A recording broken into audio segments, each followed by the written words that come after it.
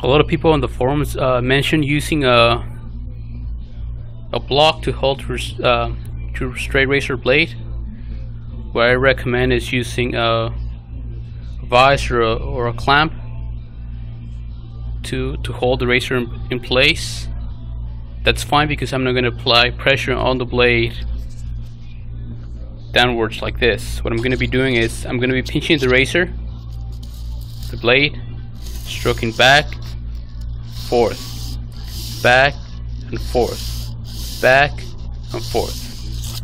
I either use some WD-40, which stands for water displacement formula number 40. This one right here, it's a little bit different. It's supposed to be rust release, so it's supposed to kind of like soften the rust a little bit. So whatever was left by the rust remover, this will take care of, you know, this and the sanding. So use this instead of water to make your job a little bit easier. Okay. So I will apply just a little bit. And forgive me since I don't have a tripod here at work. And this is the way they use sand.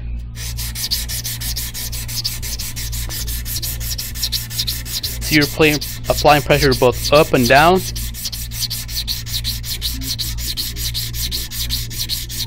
You don't distort the geometry of the blade that much because you're not putting that much pressure on the spine. You're basically pressing here. So most of the material you're taking off, it's right here.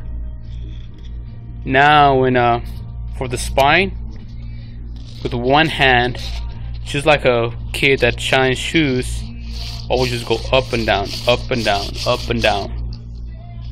Another thing that I like to do when it's like really, the rust is really deep, I will put my paper like that. I will cut longer strips, and will hold a sandpaper holder or like a pen or something, and just kind of apply some pressure here and pull this.